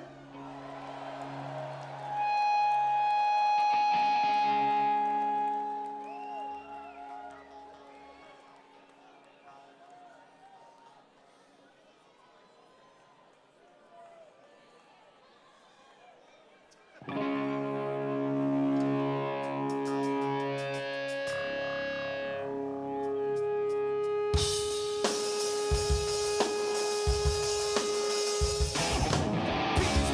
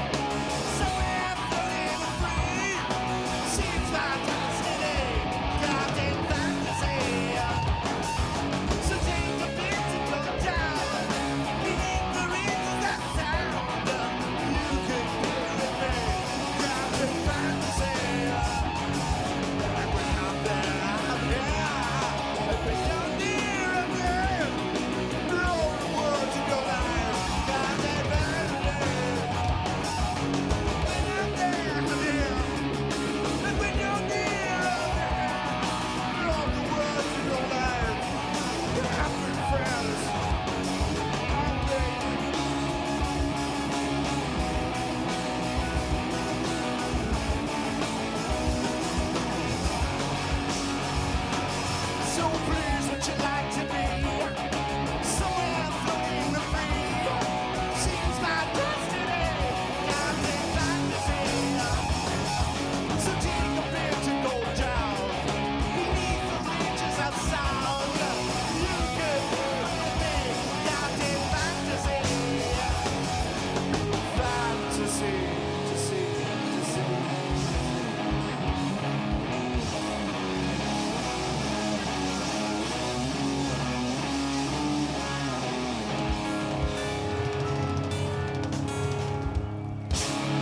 God!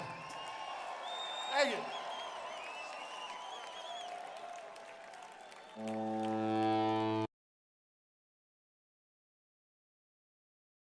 Do whatever you have to do to get rid of him. I think there's something to what she's saying.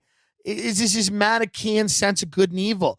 Everybody wants to be fighting a war. I don't know why everybody now can't find meaning in anything except combat. That's an interesting thing to think about. Why can't anyone find any meaning unless it's combative, unless you're beating someone else? It's not about you. It's not about individualism. That's what we talked about before. It's not about, you do, the only person you're fighting is yourself. You got to beat the record that you set. It's none of that. It's none of that. We've destroyed that. Everything's about we've got to combat something. There's some outside influence that we need to fight. Every part of life is now political, which is what leads you to totalitarianism, by the way. Because if everything is political, what then happens is you have this, population of people that's completely incapable of seeing anything outside of the lens of politics. And then you lead yourself pretty quickly to a situation where you have the state, with its boot on your neck, and everything, whether it's art or everything in the public sphere, everything is message driven. They're all political messages, and it's fucking creepy, man. It becomes North Korea. It's like nobody wants to live in that. You look at every movie review, every album, everything, everybody's trying to inject politics into everything. People don't know where this goes. They don't know where it leads, Yeah. I think it just leads to a place where the public sphere is just polluted with these empty political messages that suck. That's okay, because I'll just be smoking crack at Marianne Williamson and OJ. Why are these people in our lives? Why is OJ Simpson in our lives? Is he here to teach us something? Seriously. He's a fascinating person. I want to get him on the show. And I know a lot of people will be mad at me, but the people that will be mad at me for having him on the show will be people that are mad that he killed a woman. They don't care about Ron Goldman. They don't give a shit. No. If he only killed Ron Goldman, he'd have a show right now on VH1. Okay? But because he killed his wife, all the female comics that have kind of yelled at me for tweeting about him will be angry that he's on the show. No one cares about the Jewish man. Yeah, damn right. Yeah. I'll tell you this, folks. Everybody in Edinburgh right now bombing. Good for you. I'm a big supporter of people taking their horrible acts and inflicting them on another country. I'm a huge supporter of that. And spending an inordinate amount of money to bomb for 30 days straight in the Scottish Highlands. Good for you. They don't cover any of the expenses to go? Not when you're a loser. And I'm not talking to established people that are, killing it over there. I'm talking to, the people that think it's a good idea because they've been bombing in New York and LA. They think maybe it's a good idea to go perform on the moor in Scotland. That's going to change everything. No, it ain't. No, it ain't. Okay? I've had enough. British comedy is different. They have a one-man show. They want a story arc. It's not just stand-up. They want an arc. They want it to say something. Beginning, middle, and an end. They want it to have, infrastructure, like a show. One of the best clubs I ever performed in was The Stand in Glasgow, Scotland, because it's a theater. Comedy there has its basis in theater. Comedy in America has its basis in circuses, Depression-era tent carnivals, and then eventually mafia-owned lounges and nightclubs. Stand-up comedy was kind of invented by the mafia, just another thing to put in the lounge while people were drinking. So America's more rough and tumble. The jokes are shorter. It's in and out. Britain, you get more space, and there's long periods without laughter, and people are really into that, which I kind of appreciate to an extent. I like the way that we do it here personally, but I can appreciate the way that they do it there too. And when you go to the stand in Glasgow, there's no drink service in the room. So the host will come on for 20 minutes, then you go up and you do 20. Host will come back on and do another 15, 20, and then somebody else comes up. Host will come back on, and then if you're headlining, you'll go up. But the show's like 2 hours long, and there's 50 intermissions after each act. People go drink at the bar, then they come back. So their full attention is on you. I'm in San Diego, and I'm performing last night, and I hear people going like, "What does that have cranberry in it? Is that cranberry?" And I'm like, "Hey, I'm up here trying to do something. Can you shut up?" But that's, we're in the United States. So I'm kind of a fan of the idea of you go get hammered and then just sit the fuck down with your drinks and watch the show. Yeah, I like that. There's something really I like about that, and there's something interesting about it. But it would just feel like a freedom being taken away from Americans, though, if that was to happen here. We'd be like upset by that. Yeah, people have panic attacks if the waiter doesn't come to their table, because people need to know that a chicken finger will be delivered to their mouth. Unless they'll have a panic attack, they won't be able to concentrate if their blood sugar is dropping. They want to know that they can get a chicken finger in their mouth, and they need to get some booze. It all goes back, man. Rugged individualism. If you, some people that listen to this show, I'm so proud of the way they live their lives. Sometimes I follow them back on Instagram, and I see them, and they've only got a few pictures up, and it's just them and their cat, or them in the woods with a gun. And I say, I'm so proud of them. I'm so proud that they've accepted that life is solitary and that they really should be accountable only to themselves. And I'm very proud of them. Sometimes people that follow me have these large groups of friends and they're always going on vacation, and I see through that. I know what it is. Stop it. Be like the man with 3 photos, one of an emaciated cat and one of him in the woods with a gun. And the quote, "I'm ready." I don't know what he's ready for, but it says, "I'm ready." It's probably, I don't know, but that to me, just a nice quote that says, "I'm ready." Just a guy in the woods with a gun. He's just waiting. Wix. Fucking get a website, loser. There is no war. The world will end in a very, it'll just be long and drawn out. Things will just get worse and worse and worse, little by little. Trump gets elected again. You think he starts a war? It's hard to say if he starts a war or not. I mean, John Bolton's in there really trying to push Iran. The neocons never really gave up power. They just morph. And by the way, neocon, neoliberal, it's all the same thing. It's just war profiteers. That's who they are. So when Bush left office, they grabbed John Brennan and they grabbed, people that were influential in the CIA and people that were influential in the Defense Department. And they pushed, what they always push, eternal conflict. Okay. And then Obama's out. Now Trump's in. So they start sending in people, and they have Kushner's ear because Kushner's probably a little bit more sympathetic to some of their causes than Trump. So, and he just may be, I guess, somewhat more agreeable than Trump as a personality. So they're kind of going at Ivanka, going at Jared.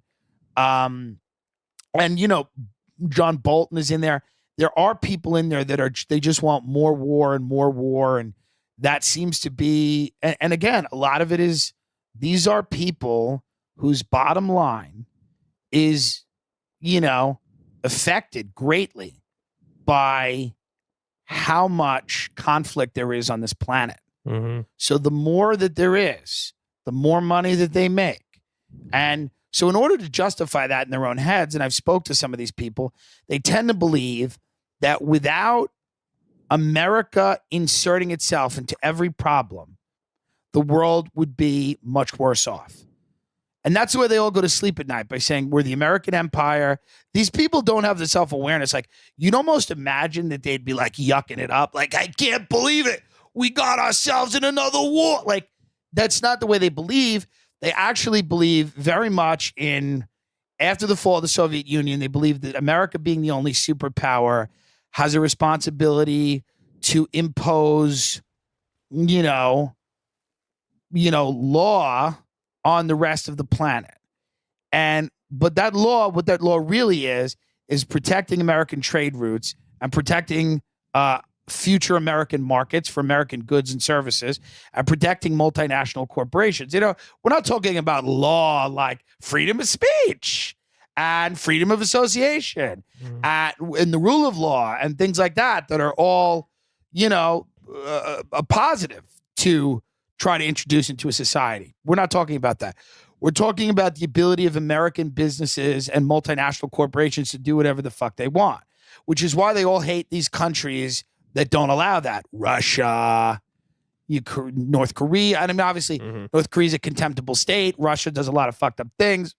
But the reason that we like Saudi Arabia, for example, they're our pals. They come for the barbecue. There's Prince Bandar eating Q with the bushes. This pork is so tender. They are lobbing the heads off of gay people over there. They're chopping off hands. They're beating women with sticks. And we don't care. And their leaders come over here to have a hoedown. They're having a hoedown with the Bushes. But we look at Vladimir Putin like he's Voldemort. And the reason for that is because we're eating with Saudi Arabia. We're making money with them. It is what it is, folks. I'm tired of explaining. You should know that.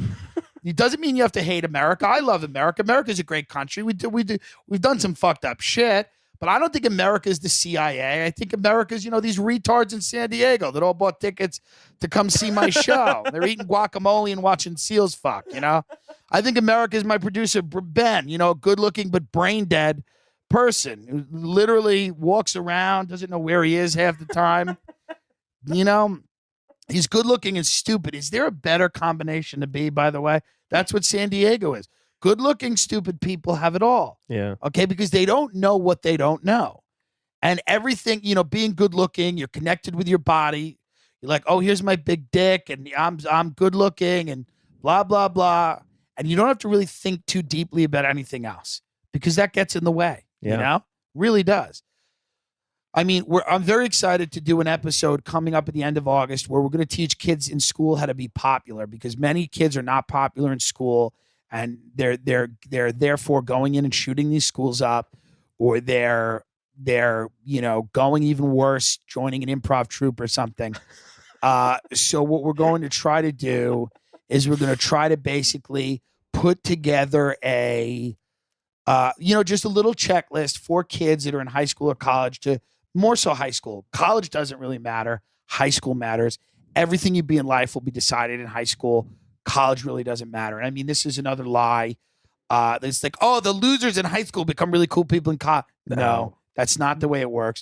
The losers in high school, for the most part, stay losers their entire lives. And the people that aren't losers in high school, they're like, oh, yeah, but how's your bully doing now? He's the CEO of a Fortune 500 company. Okay.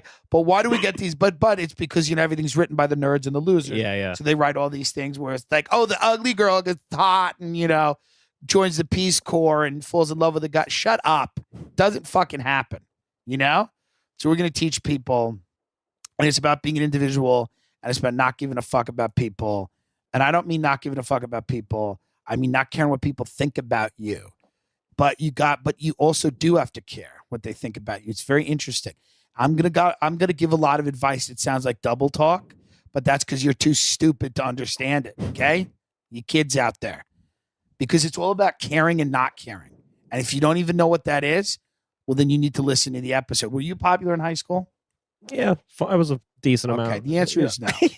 And you don't, and there's nothing wrong with that. I made a great journey. I was unpopular in 9th grade. I started to come out of my shell in 10th grade. 11th grade, I started, feeling myself.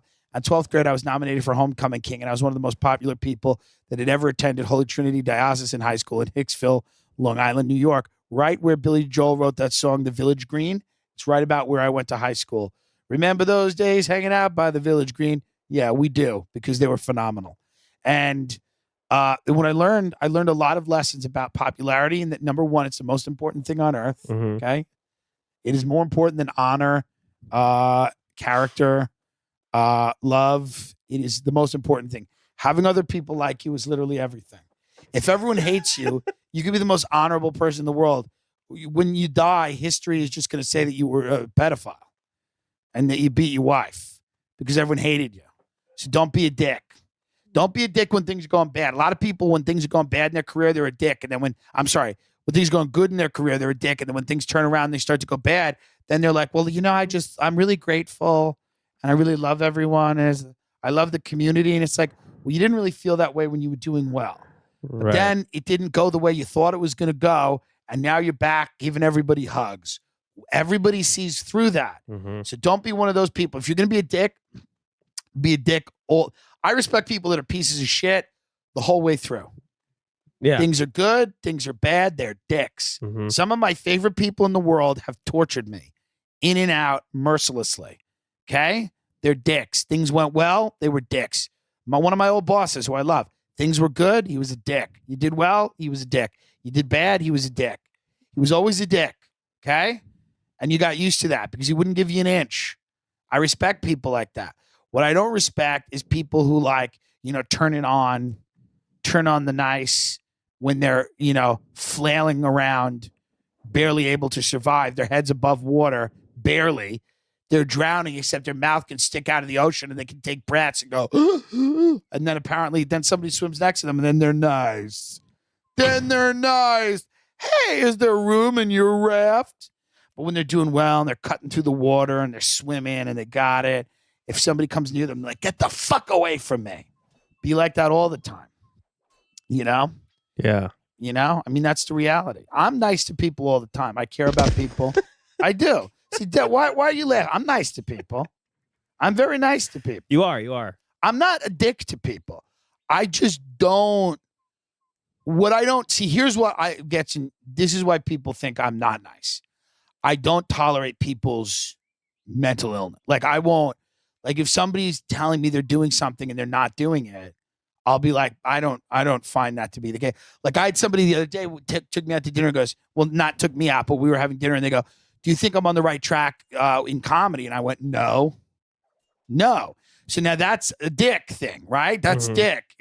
But I view it as being actually nice to the person because they're not on the right track. And if I was telling them that they were on the right track, that would be me kind of, then in 5 years when nothing's worked out, that person should have the right to come back to me and hit me with a bat. They should be able to be like, well, you told me I was on the right track. Right. No, I was very honest with the person. I'm like, no, you don't have really anything going on social media wise. You're not really trying. You don't have a podcast. Like, all the ways that people are finding people, you're not doing any of that shit. You got to do that. But it's jarring for him to hear because his face, like, he didn't expect that answer. He expected me because everyone else is like, yeah, man, you're doing it. You're doing it. I'm doing it. No, you're not. Not doing anything. Somebody's got to tell you that. People have to tell you reality.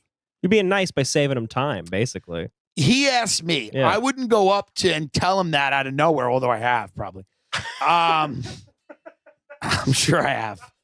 But I wouldn't tell him if he didn't ask me because I've been told that. People have told me you're not as good as you think you are. You got to wait. This opportunity you think you want, you don't want to wait. You got to wait. It's never a nice thing to hear. It's always a hard thing to hear. But if you cannot hear hard shit, you're not going to get anywhere. People's inability to take criticism is one of the reasons that they don't progress because you need to be able to just kind of swallow it, take the criticism and go, okay, yeah, I agree with some of that. I don't agree with it. But just the exercise in like taking the feedback, taking the rejection, taking whatever it is, and then going, okay, I'm going to go to the next level is what it is. It doesn't necessarily mean that they're always going to be right about it. You're going to take a lot of criticism that's not valid if you're trying to get somewhere. And that's okay too, you know? Let's talk about Monday.com. Many of you out there on cocaine in the suburbs is like nothing you've ever seen. A white chick driving around a Honda Civic, a white Honda Civic, coked out of her bird, smoking Newports on her cell phone. The confidence level, you know? Also a very high archetype of person that people don't realize. Fat girl with a very clean car. This is an archetype of person. A lot of fat girls cannot stop shoving food in. They have lost control of their own body. They cannot stop eating. So they make sure that their environments are immaculate. They're very clean. Right. And I've had many of these friends, the fat girl with the very clean car. Yeah, it's a total thing. Their car is so immaculately clean. It's like there was never food in it. It was like, it doesn't smell like food, but you know that there had to be food. You look at the girl and she's pouring out of the front seat and you go, there's been food. Why doesn't it smell like French fries? Every now and then you would get in my car and you'd see a little perfectly diced tomato that fell off a Mexican pizza.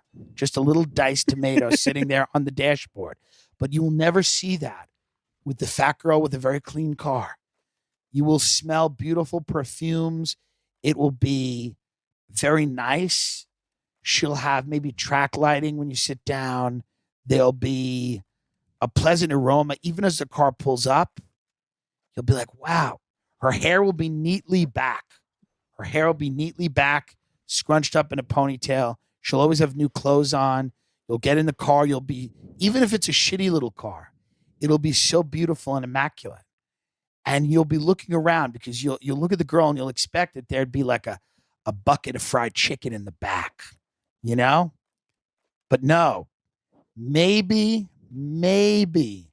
some gum, but only in a compartment where gum should be. Right. Okay? Yeah. Okay? Fat girls never show you themselves eating. Ever. But there's a lot of, this is a specific type of fat girl. This isn't a normal fat girl. This is the fat girl with a clean car. This is a mythological beast that does exist. Who drives around Long Island, drives around New Jersey. She always gives everyone rides. Mm-hmm. She's always has that car. She'll pick you up and drop you off.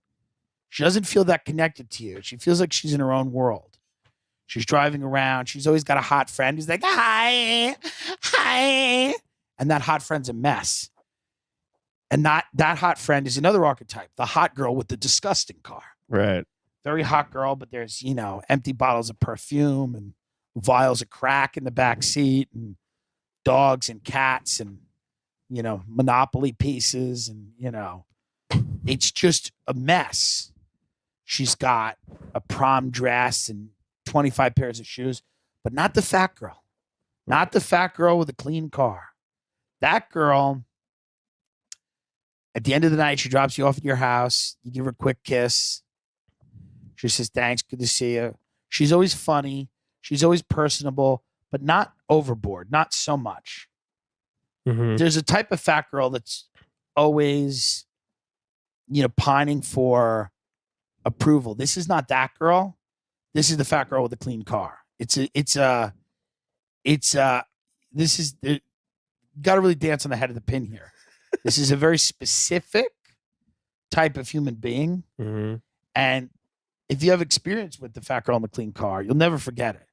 You'll never forget how fat she was or how clean that car was, because both of them are amazing.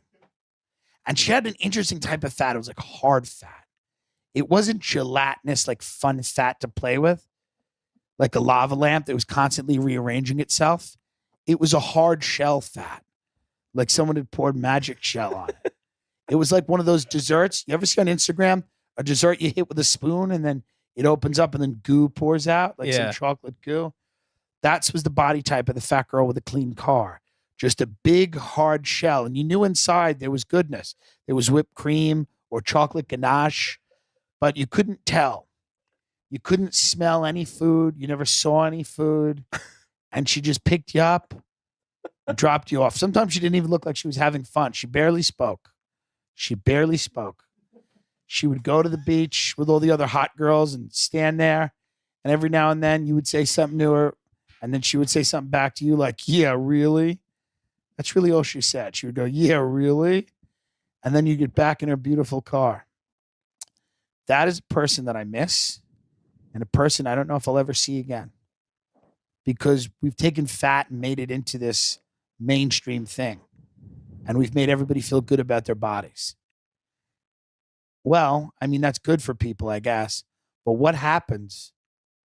What happens to the fat girl with the clean car? What happens to that very distinct, very specific human being who said very little and just drove a clean car? Does that person disappear? Do they go extinct? I don't know. That's something I wanted to discuss. I stand Marianne Williams. Oh, let me explain this. I am in a bed in a hotel. And we tried to do the podcast upstairs. They have like a pool and everything. But the problem is there's a wedding going on at 5 and they have to do some work. We're here at the Andaz in San Francisco. Shout out to the Andaz. San Diego. San Diego. Right. I'm sorry. San Diego. TimDillonComedy.com for all your needs. For all your needs. I got a lot of cool dates coming up. Just go to the website, check it out. I'm putting them all up on Instagram. Good Nights, North Carolina, August 22nd to the 24th. I'm back east for some shows in the fall. Tim J. Dillon, Dillon, on Instagram and Twitter.